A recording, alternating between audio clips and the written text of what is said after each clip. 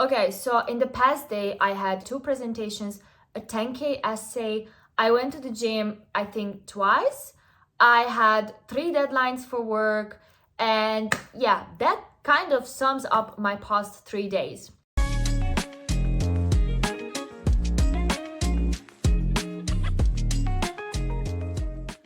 Hi everyone, welcome back to my channel, or if you're new, welcome.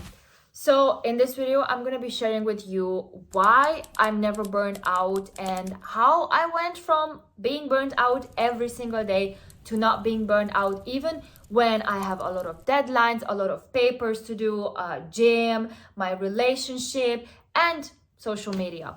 So the first thing that I do is I plan on time. So I don't plan like crazy. I don't have a Google Calendar with like different colors, even though I really want to do that. So I think from next year, I'm going to do that. But I just have a basic calendar where I put all my deadlines. I always have this calendar with myself, and every time I get a new deadline, I just put it in and I'm just like, work deadline, or I don't know, paper deadline, or go to the gym or something like that. But like this, every week, I'm like, okay, next week I have this and this and this. So after basically planning everything and being aware of what I have to do, the second thing that I do is I prioritize. So for example, I know that, okay, I have 3 deadlines on Monday, for example, for work. Then I don't start doing stuff on Friday, right? I do start doing stuff way before. So when the deadline is coming, I don't have 3 full projects to be done, but I just have to check them, or I just have to make sure that everything is set. That's how I did it for this Monday when I had 3 different projects and I was like, oh my gosh, I don't know which project I'm gonna have the deadline for. But I just open my little calendar and I can see that, okay, this one, this one, this one.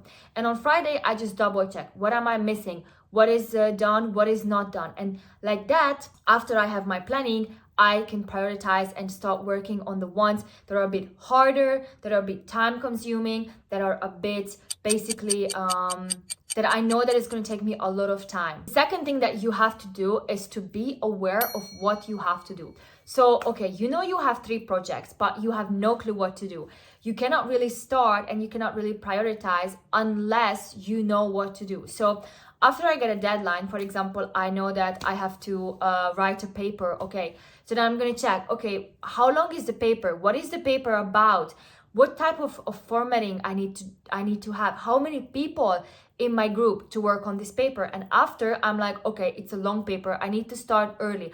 Okay, it's a short paper. I can literally start 2 days before.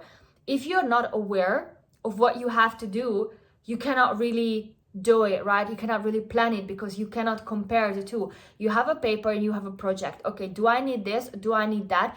If a paper is going to take me 2 hours, I'm not going to do that priority if the project is going to take me, I don't know, like 10 hours a week. So knowing what you have to do is very, very important. The third thing that I do, and this is quite hard, so I would say give yourself time to implement this, is active resting. So what is active resting? Active resting means that I am constantly blocking some time in my agenda to rest. Otherwise, if you never spend time on resting, you will forget, because you always have to do something, right? You always have work, you always have studies, but at the same time, you have to know when to stop. If you don't know when to stop, you will burn out because you just don't know, should I stop now? Should I stop tomorrow? You don't know. So take some time to actively block 30 to 1 hour per day, as much as you can, for active resting. When you don't work, you don't worry about the project, you don't think about school, you don't go to the gym, or if gym is something for you that will make you feel better, then just go to the gym and just make sure that in the active rest, you do stuff that makes you happy, that fills you up, that relax you, that can turn you off, and you don't think about more of work or school. Because with active resting, you're basically forcing yourself to relax. And if you relax, the more you relax, the less likely that you're gonna be burned out, because burning out means that you just keep doing stuff until your body literally cannot do it anymore. And it's just, you're gonna be overwhelmed, you're gonna have a headache, you're gonna be crying. It is the worst. But in order to not to burn out, you need to plan. You need to be aware of what I planned is what, and you need to start technically planning your active resting. And the last thing that I have for you is to start evaluating. So you have a plan, right? And then the plan sometimes doesn't work out, or something else comes in. For example, I have 3 projects, okay, on Monday, but on Sunday I receive another one with a deadline of Tuesday. Then you have 2 options. You either say, look, I just cannot do it because I'm gonna be busy with the 3 projects for Monday, right? or you can say that, Okay, I can do it, but then I need to kind of change my plan. either way, you evaluate, because most of the time it's better to say no, I don't have time for it, so someone else can do it and the job is done, than you saying yes, I have time, but at the same time you don't have time. You just say that, because if you don't evaluate it, then you will not know. But you need to think about it. Can I do it? Do I have time? Do I have capacities? Do I have enough information on knowing if I can finish or not? Yes, then fine, I can do it. No, then stop. We're gonna stop. And my additional +1 tip is learn how to say no. Learn how to say no is a very easy thing, right? No, it's so easy. No. But knowing how to say no when your boss is giving you a task, when your professor is asking you for something, is very hard, because you want to impress people. You want to tell them, oh yeah, I can do it, don't worry. But you cannot. You cannot, because you already have I don't know how many things. You need to know when to say stop and when to say, okay, I cannot do it, I'm sorry, I have to say no.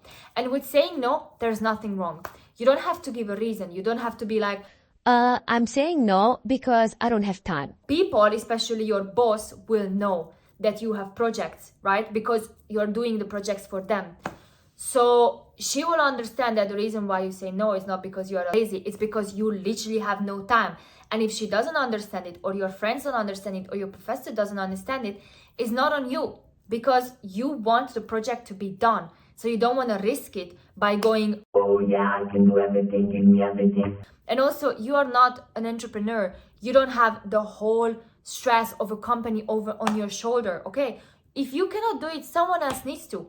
But as long as you do your own projects, as long as you make sure that everything you do is done, people cannot be mad at you for saying no.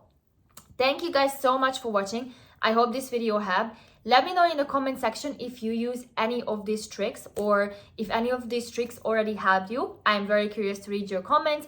Otherwise, I wish you guys an amazing week, and I will see you in my next video. Bye bye.